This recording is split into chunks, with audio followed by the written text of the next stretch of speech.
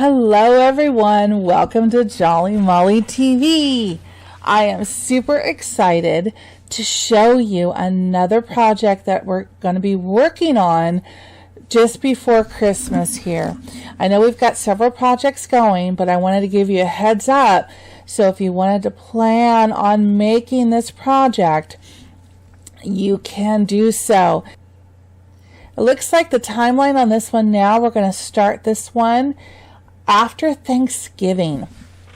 Okay, so it gives us a little bit of time, but it's not too big of a project that we can totally get this done before Christmas. I love this design, and when you see some of the details, I think you're going to love it too. So this is called the Tiffany Reindeer Prancer, and it is by Hatched in Africa, one of my favorite designers. So let's go to the website where you can get this design, and let's walk through it a little bit. And here is the website, Secrets of Embroidery. This is one of my favorite embroidery websites. They have so many awesome, ooh, look at that. That is fun too. So many awesome designers on here and thousands of embroidery files and projects that you can work on. So I would highly recommend you spending some time shopping this website because they have some amazing designs. So I love those too. Okay, so the first thing I want to do is I want to go to the designer stores because I want to show you where I got this design. These are all the designer stores that sell designs on this website, and I'm looking at Hatched in Africa. And here are their designs. They have some beautiful designs, and they're on sale. Oh, actually on sale now until November 15th. So if you're thinking about doing this project, I would go ahead and get the embroidery files now because they're 30% off. So here it is, Tiffany Reindeer Prancer. Isn't it beautiful? I love this. This is going to be amazing. Okay, so here's the photo. Just love this. I fell in love with this design just by the looks of it. But did you know that this design, you can use mylar? That just put the project to the 10th level to where I had to do it.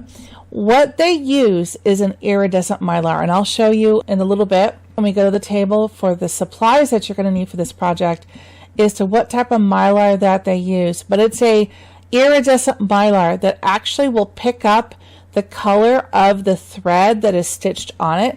So you don't have to have mylar in all of these colors. I don't even think that they make mylar for embroidery in all these colors yet. But the iridescent will pick up the color behind everything. So that's what we'll be using for this project. Can you imagine? This will literally have the look of stained glass when you incorporate that mylar, and I cannot wait. I'm definitely doing mylar on mine. All right, so this design can be done in two ways. You see this border here? It's a satin stitch border. You can stitch them out with that border, or you can stitch it without. You see they include files for without and with the satin border. So if you want to make this design not look like stained glass, but just have it as one panel, you would use the non-border files. But if you want it to look like stained glass with the lead in between, like this is, then you would use the files with the borders. They include both. Isn't that amazing? So this is something I'm so excited to do. I know we're really busy this holiday season, but I definitely want to do this because I just fell in love with this. Now they have other designs too.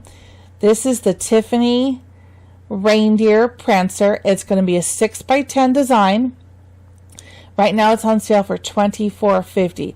They have other designs which we will also do in the future. Just to give you a little sneak peek, they have a Santa. Isn't that cute? It's a Tiffany Rainbow Santa, and I think they have one more as well. This one we're definitely doing in the spring. For sure, we're going to be doing this one in the spring. Isn't that gorgeous?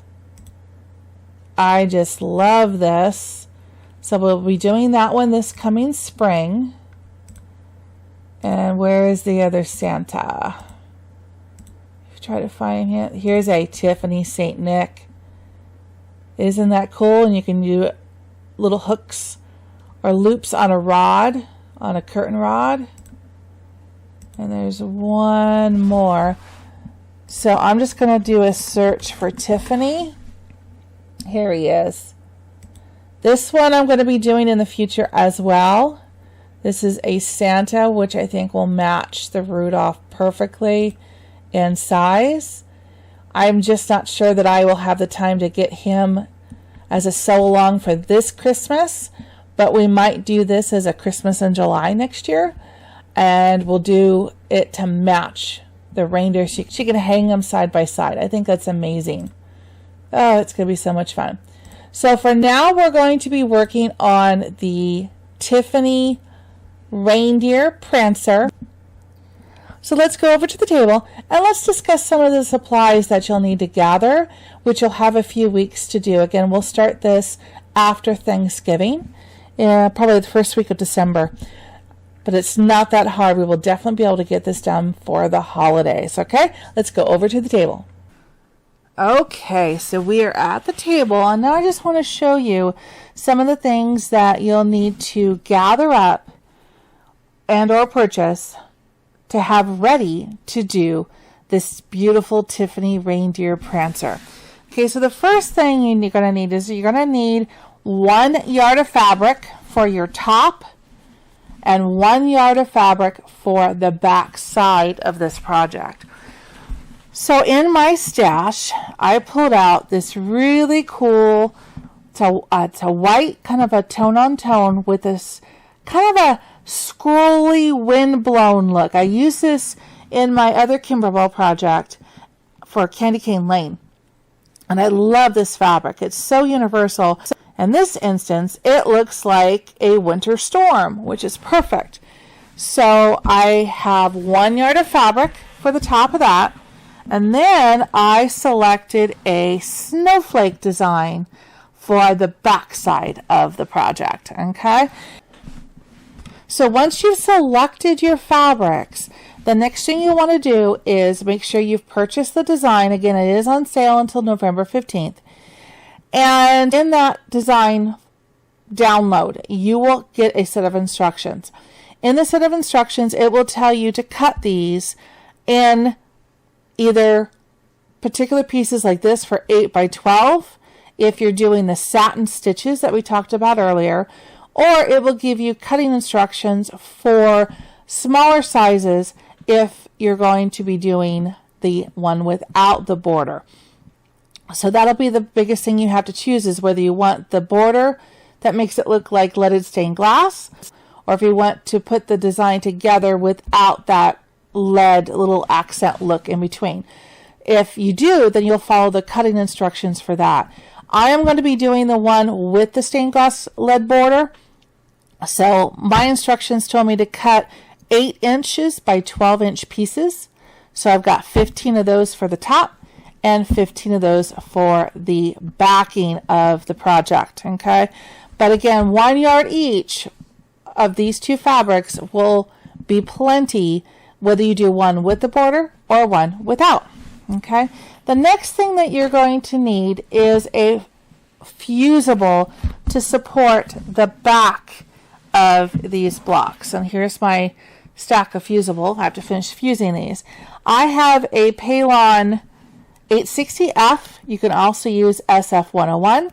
Kimberbell also has a nice fusible backing that you can use. Why do you want to use this? This will help stabilize the back of your background fabric, because this fabric is going to be getting a lot of stitches on it, and you want to help support the cotton and help keep the puckers away. So by fusing a piece of fusible on the back of these, it helps support that cotton and will help keep those puckers away, because that's the last thing you want is to go through this whole project in a block and then end up with puckering. So fusible is one of the keys to help keeping the puckers away. Okay, so then I also cut my fusible just slightly smaller than my blocks. I think this comes off on a bolt, and I believe it's 20 inches long. So that I was able to cut 8-inch strips and get 2 out of it. And you don't need to fuse the entire block, because don't forget, some of this is going to get cut off. Some of it will be in the seam allowance. So I always do like almost a 80-85% ratio to make sure that I am covering the main part of the block, but knowing that this is going to get cut off, so I don't need to make sure that that's fused. Just put it in the center. As long as you've got, a good inch, ½ inch to an inch on the top and the bottom, you're fine. But again, I believe the bolt was 20 inches long. I cut 8-inch strips and then cut those in half, and that's what gave me the perfect size for this. So that is your fabric and the fusible that goes along with that. Okay, you're also going to need a very thin batting. And I mean very thin. And why is that? Well, if you're doing the project with the lead-looking satin stitches around the outside of the block, if you have a thick batting in this project, it will cause those satin stitch outlines to go off kilter. And we don't want that. So basically, the type of batting that you're looking for is literally the thickness of felt. It's very, very thin. Okay, I have 2 options here which you can use. This is Quilter's Dream, and it is a dream. It's so soft, but it's very thin. This, I believe, is a 60 by 60 inch throw, and look how thin it is. Okay, that's what you're looking for. You're looking for something that's very thin that won't cause those satin stitches to go off kilter. This is another good one too. It's if I say it right, Thermore. It's actually batting that's made for quilted clothing. Thin, very easy to quilt. This is a 54 by 45. Again, very thin, very easy, very wearable. So one of these two is definitely something that you want for this project. The Thermore is a little bit stiffer, but still very soft and flexible. The Quilter's Dream is very supple, very soft. But this one's just a little bit stiffer. This one I think would actually work well too as a wall hanging, because it's not something that's going to be cuddled with, laid on top of. It's going to be displayed. So I will probably be using this one, but either one will work very nicely for this project. Okay. All right. So the next thing we're going to need is a stabilizer for this block. Now in the instructions, you'll see that they've recommended a water soluble and or a tearaway. Okay. Most of the tearaways I have in my collection are very thick, very coarse, and they'll tear away from the back. But I am going to use for this project the Poly No-Show Mesh Stabilizer. It's a cutaway, but this is going to be left in the project. This is very thin, very soft, and very strong. I use this for all of my embroidered pieces, and the combination of this and a fusible, I have not had a pucker on my project in a long, long time. I actually literally have done over 1,000 blocks with this combination of a Poly No-Show Mesh Stabilizer and the Palon 860F fusible. It is a great combination. This is very lightweight.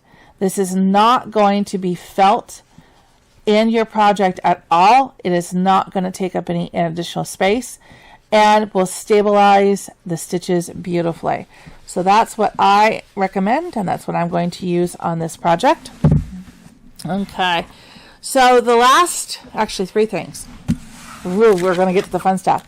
The last few things that you're going to need is you're going to need a form of a paper tape to use on the back. Now, when we go to sew this thing together, we're going to use tape to help keep the blocks in place as we sew them together. So in the instructions, they recommend a surgical tape. You can use a surgical tape, or you can use Kimberbell's magic paper tape, as I call it. This is perfect for securing fabric in the hoop, but it's one of the tapes that I've used that does not roll.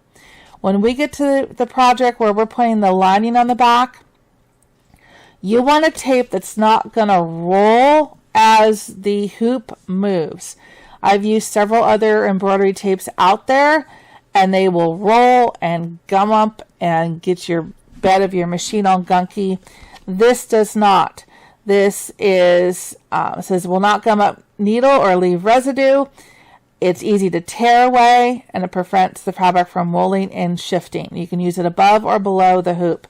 So I recommend the Kimberbell paper tape for when we get to the stage of sewing these blocks together. Now for the fun part. You need mylar. I know there's a glare on the lights above, but you need mylar for this project, okay?